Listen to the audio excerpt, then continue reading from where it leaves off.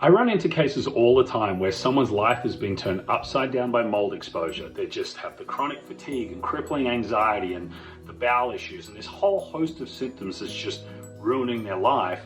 But their spouse or kids or other family members who are in the same house where they've been exposed don't have anywhere near the problems. And they'll ask, well, why isn't everyone affected by mold the same way? Well, about 75% of the population, that's a generalization, but it's about that much, can actually make antibodies that go and bind to the mycotoxins from the mold and help remove them from the body. But the other 25% of us who don't make those antibodies are the ones who really struggle with mold, because now we have to rely on the ability of our liver and gallbladder and other elimination systems like our kidneys, our lymphatics, our glymphatics out of our brain, our gastrointestinal tract, our skin. All of these things need to be working really well to get mold out if you don't make the antibodies. I mean, it needs to be working well for both anyway, but especially if you don't make the antibodies. So these detoxification systems often aren't working well in people in general because they're so poisoned, because we're exposed to so many chemicals, all the heavy metals. There's so many chemicals in tap water if you're not drinking through a filtration system. You look at all the glyphosate and other herbicides and pesticides that are just drowning our food in. Then you add in the more lifestyle choices like the seed oils and everything we're eating. Our bodies are just overloaded with toxins. Our cells are overloaded with them. Our mitochondria aren't working to produce enough energy, and these elimination systems are just completely blocked.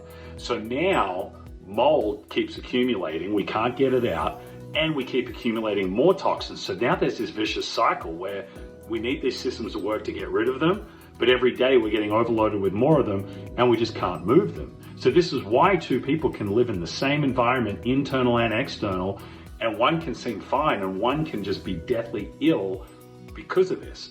So this is also part of why when someone who has these chronic illnesses goes and gets a diagnosis and starts treatment, they'll often feel worse at times and have these major reactions, which are often known as a Herx reaction. But it's not just the Herx reaction, which I'm going to cover in another video. It's other things that go on as well, where they just start to feel that much worse when they're undergoing treatment. Because quite often what happens is a practitioner will start trying to kill off parasites or deal with the mold or whatever else is going on, but they've skipped the most important first step. And that's to open up all these drainage and detox pathways and feed the mitochondria the ATP and the energy producing things it needs. So you should always be doing this stuff before you start wiping out the biotoxins. Biotoxins meaning the pathogens that are alive and just the environmental chemicals and heavy metals. So if you do this right, then you will have far less reactions. And even if you do react to a particular herb or supplement or whatever in the protocol, you'll be able to very quickly dial it back, titrate it back in, and do fine as we work out what set it off.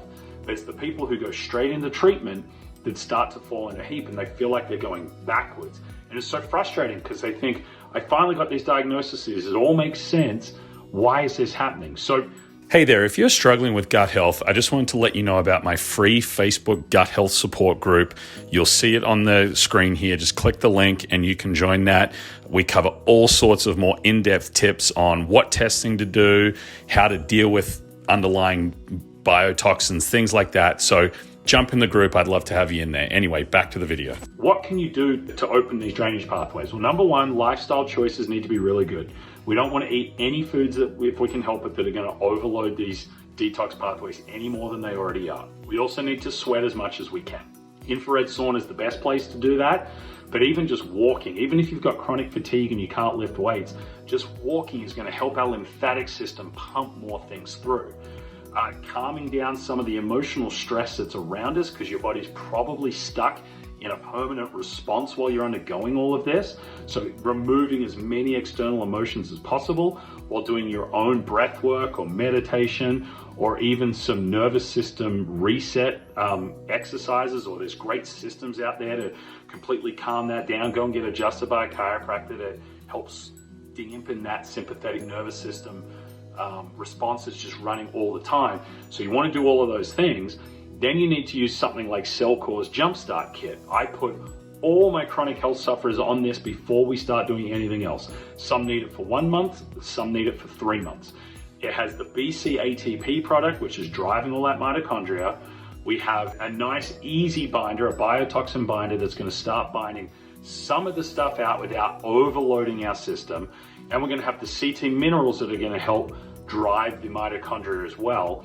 But we also make sure these people are eating a clean diet, exercising as much as they can, working on that emotional stress side, sweating in an infrared sauna, drinking very clean water, doing all that kind of stuff. Then when you do this long enough and things are actually moving, you're starting to feel better, now you're ready to start wiping out these biotoxins. And I recommend you start with the parasites in your gut before anything else, because your bowels are where you're going to move the majority of everything else you're trying to get out. The Lyme and its co-infections, the mold, all that stuff, we want to poop it out. If you don't get rid of the parasites and you're not having at least 2 healthy bowel movements a day, then your body isn't ready to start doing the kill-offs. And then when these things die and release toxins, you're going to have major Herx reactions because your body can't move them out fast enough. So if this story sounds similar to you and you've been stuck, click in the description of this video and you'll see the link to my discovery call. Let's jump on a call and chat if you need some extra guidance.